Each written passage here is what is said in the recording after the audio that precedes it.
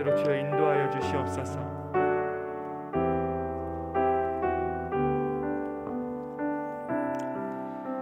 하나님, 감사합니다. 우리 눈에 보이지 않는 것 같지만 주님은 살아계셔서 우리의 길을 인도하시고 우리의 손을 붙드시며 우리에게 말씀하시니 하나님 참으로 감사합니다. 주님, 부활하신 그 주님과 늘 함께 동행하고 주님의 나라와 그 뜻을 위하여 살아가는 우리가 되어지게 하여 주옵소서. 말씀 앞에 앉습니다. 우리의 마음을 열게 하시고 주님, 우리의 마음 안에, 우리의 심령 안에 주님의 말씀을 꼭꼭 넣어 먹여 주옵소서. 예수님의 이름으로 기도합니다. 아멘. 할렐루야. 예수님이 부활하시고 이제 부활한 그 다음 주간을 맞이하는데요. 어제만 부활하시고 오늘은 도로 죽으신 것 같이 여러분이 살지 않게 되시기를 바랍니다. 나라적으로 이 거리두기 제한이 이제 많이 풀리고 또 아마 이렇게 앞에 쓸 때도 2m 간격이면 뭐 마스크를 벗어도 된다 이런 얘기를 이제 하시더라고요. 그랬더니 어제 이제 그런 얘기 저희 목사님들한테서 나왔어요. 그렇게 마스크 벗는 걸 기다린 것 같은데 막상 벗는다 그러니까 저도 그 소리를 한 거예요.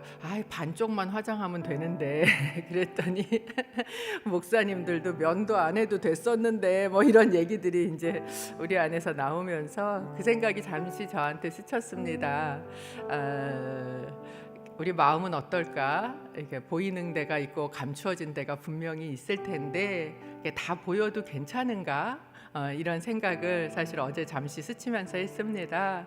누구한테나 다 보여도 벗어도 괜찮은 그런 맑고 깨끗한 그런 우리가 되기를 예수님 안에서 소망해 봅니다. 아멘. 오늘 말씀은 다시 에스라서로 돌아갔지요. 에스라서 8장 1절에서 20절 말씀입니다. 8장 1절에서 20절 말씀 저하고 여러분이 한 절씩 교독하도록 하겠습니다. 18장 18일의 말씀이고요. 오늘 월요일 8장 1절부터 제가 먼저 읽겠습니다. 다음은 아닥사스다 왕 때 나와 함께 바벨론에서 올라온 각 가문의 조장들과 그 족보입니다. 비느하스 자손 가운데는 게르솜, 이다말 자손 가운데는 다니엘, 다윗 자손 가운데는 핫두스, 스가냐 자손 곧 바로스 자손 가운데는 스가랴와 그와 함께 등록된 남자들이 150명입니다. 모압 자손 가운데는 스라히야의 아들 엘여호에네와 그와 함께 등록된 남자들이 200명입니다. 스가냐 자손 가운데는 야하시엘의 아들과 그와 함께 등록된 남자들이 300명입니다. 아딘 자손 가운데에는 요나단의 아들 에벡과 그와 함께 등록된 남자들이 50명입니다. 엘람 자손 가운데에는 아달리아의 아들 여사야와 그와 함께 등록된 남자들이 70명입니다. 미가엘의 아들 80명입니다. 요압 자손 가운데는 여히엘의 아들 오바댜와 그와 함께 등록된 남자들이 218명입니다. 슬로미 자손 가운데는 요시바의 아들과 그와 함께 등록된 남자들이 160명입니다. 베베 자손 가운데는 베베의 아들 스가랴와 그와 함께 등록된 남자들이 28명입니다. 아스가 자손 가운데에는 학가단의 아들 요하난과 그와 함께 등록된 남자들이 110명입니다. 아도니감 자손 가운데는 아우들 곧 엘리벨렛, 여우엘, 스마야와 그와 함께 등록된 남자들이 60명입니다. 비그웨 자손 가운데에는 우데와 사붓과 그와 함께 등록된 남자들이 70명입니다. 나는 아하와로 흐르는 강에 사람들을 모으고 거기서 3일 동안 진을 쳤습니다. 나는 백성과 제사장들을 둘러보았는데 레위 사람을 찾을 수 없었습니다. 그래서 지도자인 엘리에셀, 아리엘, 스마야, 엘라단, 야립, 엘라단, 나단, 스가랴, 무들람과 통찰력이 뛰어난 요야립과 엘라단을 불러 가시바 지방의 지도자인 이또에게 보내며 이또와 그 형제인 가시바 지방의 느디님 사람에게 할 말을 일러 주었습니다. 우리 하나님의 집을 위해 섬길 사람을 우리에게 보내달라는 것이었습니다. 하나님의 은혜로운 손길이 우리 위에 있었기 때문에 그들은 이스라엘 손자이자 레위의 아들인 말리의 자손 가운데 통찰력 있는 사람 세레바와 그 아들과 형제 18명을 우리에게 데려왔습니다. 하샤바와 무라리의 자손 가운데 여사야와 그 형제와 조카 20명 20절 또 느디님 사람들 곧 다윗과 그의 관리들이 레위 사람을 도우라고 세운 느디님 사람 가운데 220명도 데리고 왔습니다. 아멘. 네. 이들 모두 이름이 등록됐습니다. 오늘 이제 에스라서 말씀으로 저희가 그동안 고난주간 큐티를 이렇게 하고요. 다시 에스라서로 돌아오게 되었습니다. 에스라서는 1장에서부터 6장까지는 스룹바벨을 통해서 1차로 포로 귀환이 돼서 돌아왔던 사람들이 성전을 다시 재건하는 그런 이야기들이 나오고 있었습니다. 그렇게 성전을 건축하고 난 이후에 60년이 지나서 이제 페르시아에서 2차의 포로 귀환이 이루어지는 이야기가 요 앞에 7장에 등장을 하고 있습니다. 그 2차 포로 귀환을 하게 되는 그 중심에 있었던 사람이 누구냐면 바로 에스라라는 사람입니다. 그래서 에스라서는 에스라가 기록을 했지만 1장에서부터 6장까지는 에스라가 등장을 하지 않고요. 이제 7장에 돼서야 저자인 에스라가 등장을 하고 있습니다. 에스라가 어떤 사람입니까? 이제 한 주간 더 전의 이야기라 여러분이 잊으셨을까봐 한번 다시 저희가 복습을 해보면 에스라는 페르시아에서 태어난 사람입니다. 그러니까 우리말로 말하면 2세예요. 외국에서 태어난 2세입니다. 그리고 그는 학사라고도 우리가 에스라 학사라고도 이야기를 하는 사람이죠. 그는 어떤 사람이었는가? 7장에 보면 하나님의 율법과 말씀에 아주 정통한 사람이었을 뿐만 아니라 그가 페르시아의 왕에게 무엇을 구하면 왕이 뭐든지 들어주는 사람이었다. 이렇게 7장에서 에스라를 이야기를 하고 있었습니다. 무슨 이야기예요? 아무나 가서 그 대제국의 왕한테 구한다고 주겠습니까? 고위직이었다라는 걸 얘기하고 있고요. 또 왕이 굉장히 신뢰하고 신임하는 자리에 있던 사람이다라는 것을 저희가 알 수 있습니다.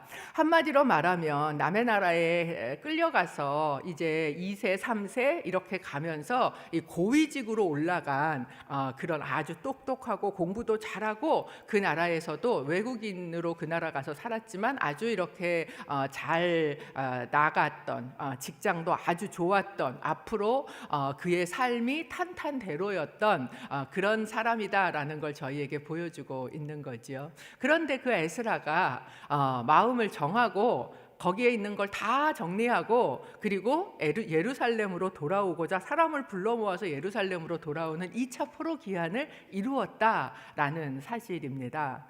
여러분 같으면 어떠시겠어요? 그게 쉬운 일입니까? 거기에서 가만히 있어도 이제 다 일어났는데 제가 이렇게 이제 미국에 잠깐 있는 동안에 이렇게 보면 남의 나라에 산다는 게 사실 참 쉬운 게 아니구나 이런 생각을 해요. 미국에 이제 자라난 우리 2세 아이들 같은 경우 특히 자기는 그 나라에서 태어나서 그 나라에서 자라서 자긴 미국인인데 자기를 쳐다보면서 거기 미국 사람들이 맨날 Where are you from? 이런데요. 너 어디서 왔니? 이렇게 물어본대요. 나 미국에서 태어났는데.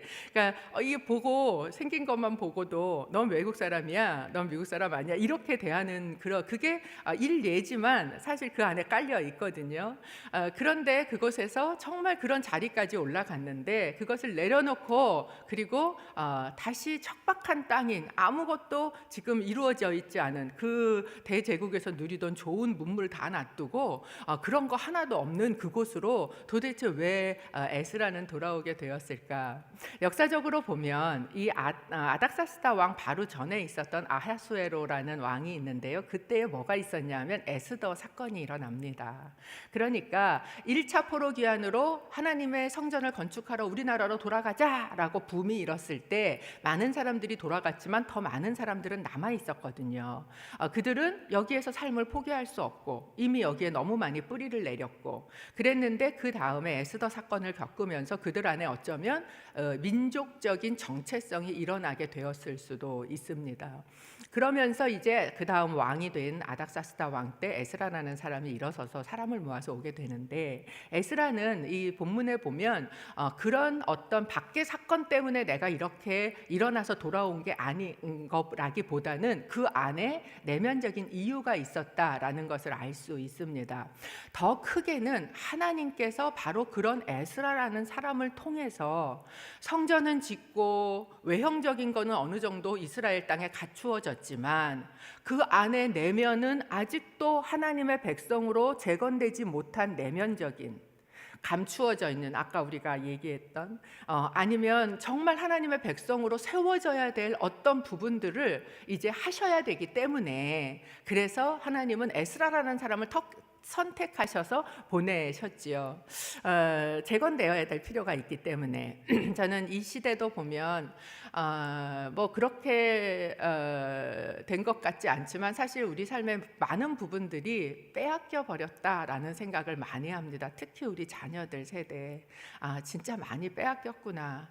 이 자녀들 안에 하나님의 사람으로의 정체성, 무엇이 거룩한 것인지, 어떤 것이 옳고 어떤 것은 옳지 않은지, 이런 것에 대한 분별, 그리고 거룩함, 이것에 대한 마음들을 참 너무 많이 빼앗겨 버렸구나.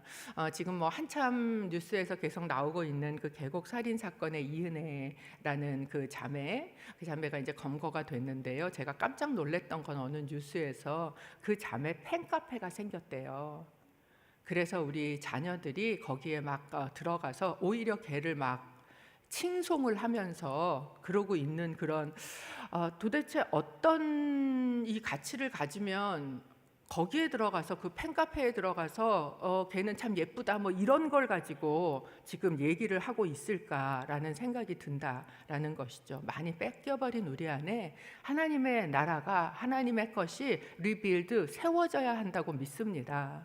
어떤 사람을 통해서 하나님이 이런 일을 하시는가, 에스라를 보고 오늘 저희가 좀 살펴보기를 원하는데, 첫 번째는요, 자기 정체성이 분명하게 알아진 사람이에요. 오늘 본문에 등장하진 않지만 7장에 보면 에스라가요 자기를 소개합니다. 그런데 무려 자기 위에서 몇 대까지 올라가냐면 16대까지 올라가요. 16대로 올라가서 자기가 누구 자손이라고 생각이 드냐면 아론의 자손, 나는 제사장의 가문이구나 라는 정체성을 자기가 깨닫습니다.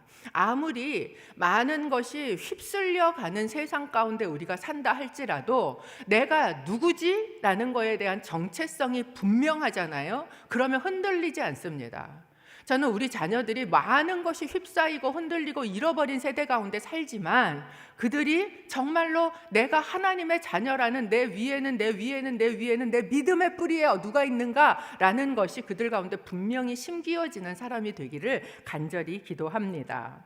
두 번째, 그는 하나님의 말씀에 헌신을 결정한 사람이었어요. 7장 10절에 보면 그는 하나님의 말씀에 연구하고 지키고 가르치기로 마음을 정했다라고 나옵니다. 여러분, 헌신이라는 게 뭐예요? 몸을 드리는 게 헌신이잖아요. 그런데 헌신을 하려면 마음을 정해야 돼요.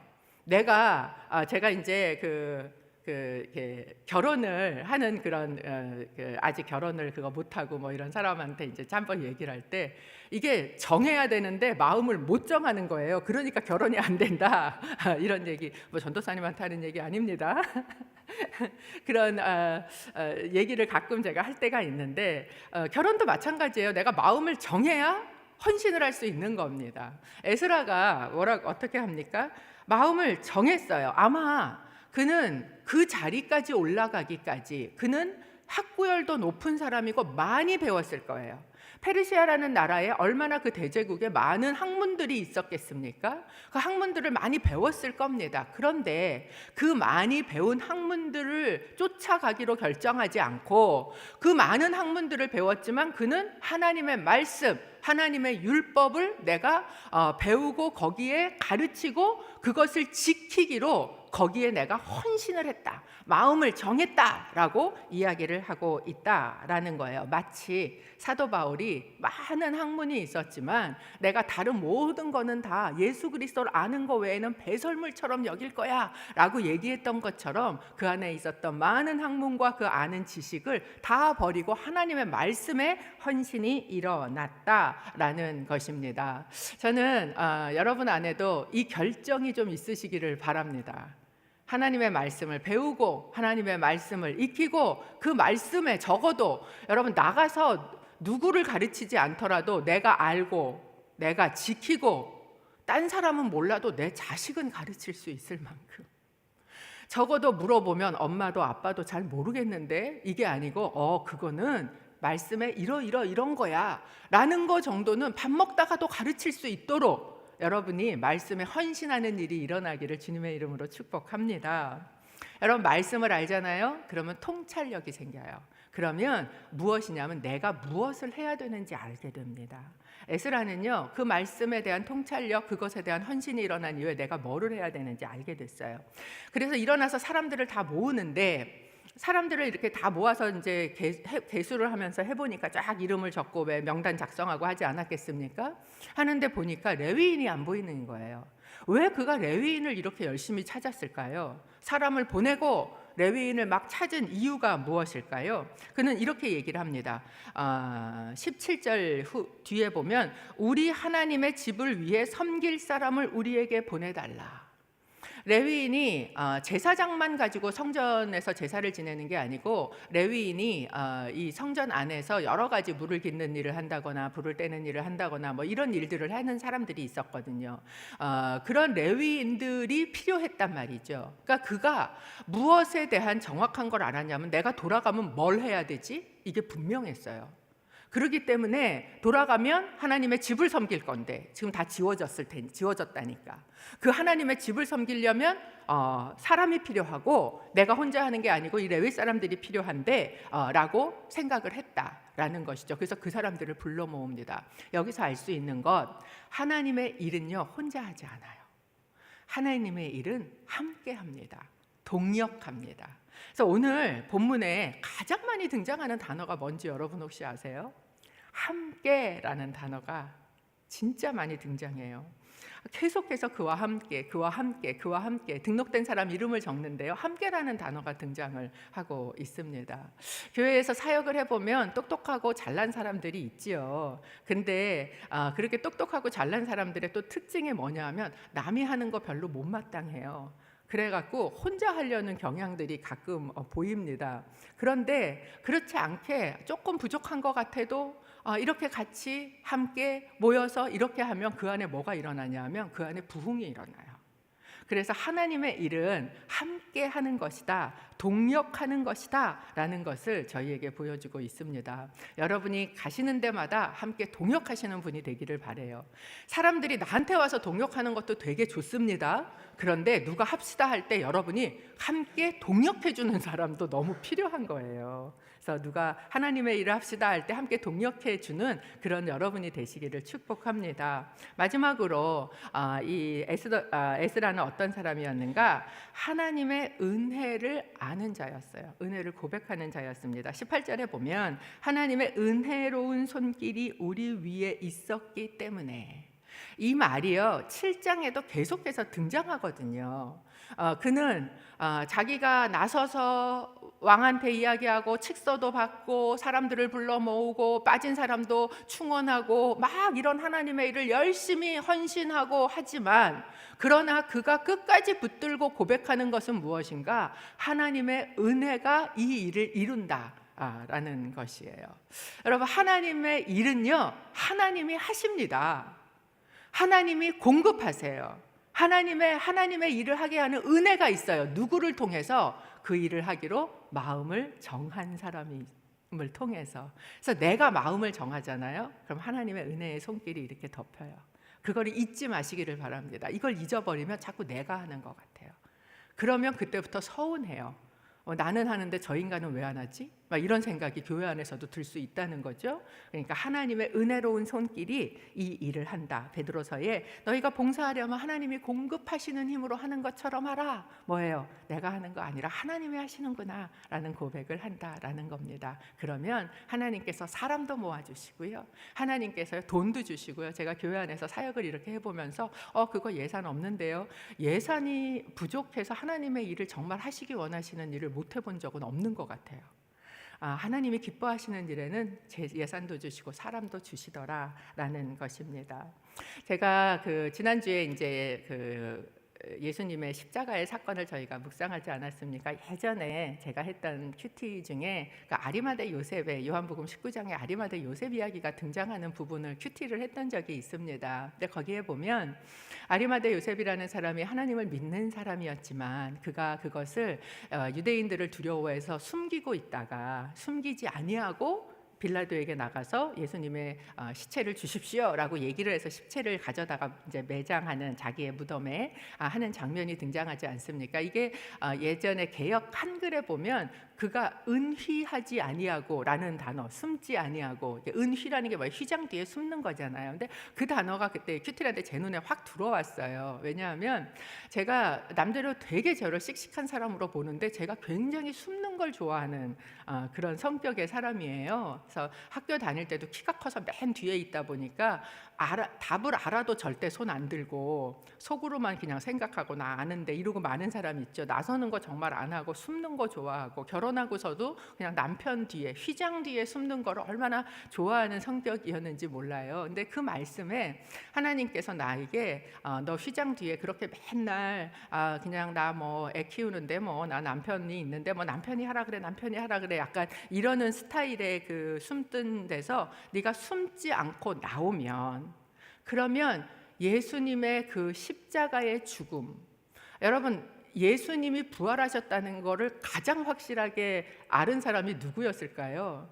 저는 요셉이었을 거라고 생각해요. 왜? 내가 묻었거든요.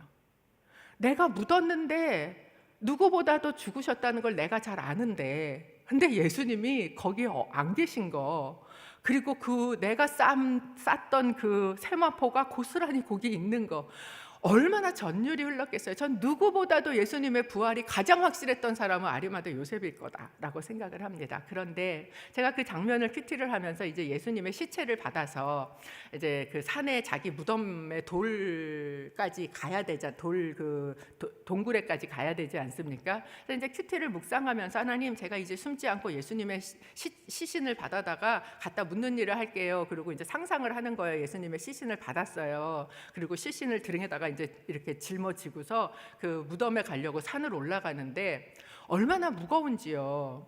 이 사람이요 축 늘어지면 진짜 이게 메고 가기가 어렵거든요. 막 이렇게 가면 이쪽으로 떨어지고 저쪽으로 떨어지고, 막 예수님의 그 시신이 무겁다는 느낌이 제가 이렇게 그 말씀을 묵상하는데 너무 많이 들었어요. 그래서 막 무겁게 예수님을 짊어지고 이 산을 막 올라가는데 그 본문에 등장하는 얘기입니다. 저쪽에서 한 사람이 나와요. 그게 누구냐면 니고데모라는 사람이 나옵니다.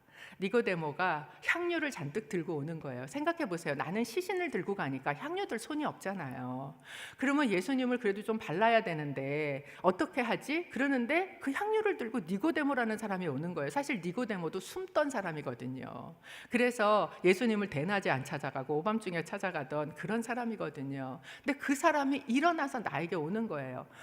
얼마나 반갑던지 그 니고데모를 보는데 갑자기 저한테 하나님께서 주시는 음성이 하나 있었어요. 그게 뭐냐면, 네가 그렇게 숨지 않고, 그리고 예수님의 그 십자가의 그 죽으심을 등에 짊어지겠다고, 비록 힘들어도 그걸 하겠다고 네가 나서면 내가 돕는 자 보내줄게.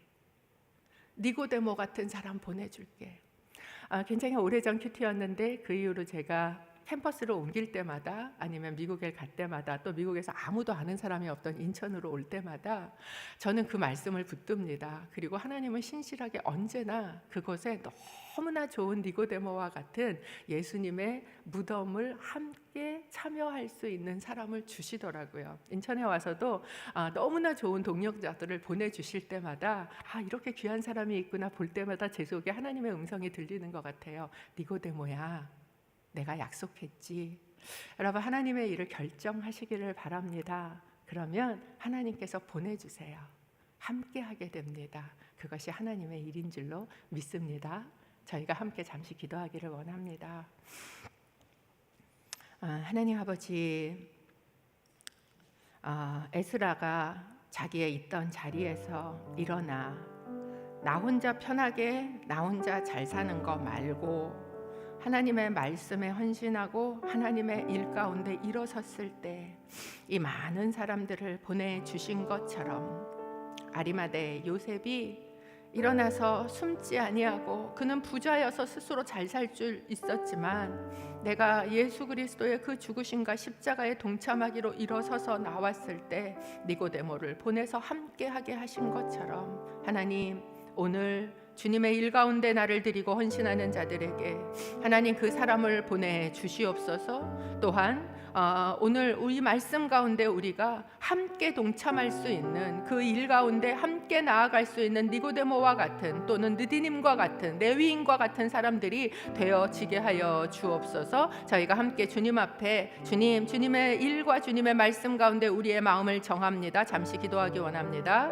하나님 아버지, 감사합니다. 오늘 새벽에 말씀으로 우리 가운데 주시니 감사합니다. 하나님, 오늘 에스라를 통해서 정말로 나의 정체성이 분명하고 아버지 하나님, 또한 그 말씀 가운데 나를 드리고 일어서서 함께 연합하여 그리고 하나님의 은혜를 고백하며 하나님의 일을 하는 그런 하나님께서 쓰시는 사람을 보았습니다. 하나님께서 그렇게 쓰실 수 있는, 이 시대에 그렇게 쓰실 수 있는 사람이 내가 되고 우리의 자녀가 되기를 간절히 소원합니다. 너무나 많은 것들을 빼앗겨버린 시대에 저희가 삽니다. 하나님, 아름다운 가치를 다 뺏겨버렸습니다. 하나님의 진리를 빼앗겨버렸습니다. 함께 예배하는 것을 빼앗겨버렸습니다. 뜨거운 열정을 빼앗겨버렸습니다. 예배의 마음을 빼앗겨버렸습니다. 아버지 하나님, 다시 재건되게 하여 주옵소서. 그 일 가운데 우리가 쓰임받게 하시고 아버지, 이 시대에 그 일을 세우는데 우리의 자녀들이 쓰임받게 하여 주시옵소서. 하나님 아버지, 감사합니다. 에스라를 통하여 하나님께서 어떤 사람을 통하여 이 시대에 하나님의 나라를 세우길 원하시는지, 다시 재건하시는지 저희가 보았습니다. 하나님, 많은 것들을 빼앗겨버린 이 시대에 저희가 살고 있지만 내가 누군지를 분명히 고백하고 하나님의 말씀 앞에 나를 헌신하고 함께 동역하며 하나님의 은혜를 구하며 그것을 붙들고 하나님의 나라가, 하나님의 가치가, 하나님의 진리가 이 시대 가운데 세워지는 그런 사람, 그렇게 쓰임받는 사람이 되도록 나도 사용하시고 우리의 자녀들도 사용하여 주옵소서. 이제는 우리의 구주가 되신 예수 그리스도의 은혜와 하나님 아버지의 사랑하심과 성령 하나님의 교조의 교통하심이 에스라와 같이 하나님의 나라와 그의 뜻을 위하여 그리고 잃어버려진 많은 하나님의 그 가치와 진리와 예배의 열정이 다시 회복되어지기를 간절히 소원하여 일어서는 하나님의 자녀들, 또 하나님의 사람들 머리 위에 이제로부터 영원토록 함께 하시기를 간절히 축원하옵나이다. 아멘.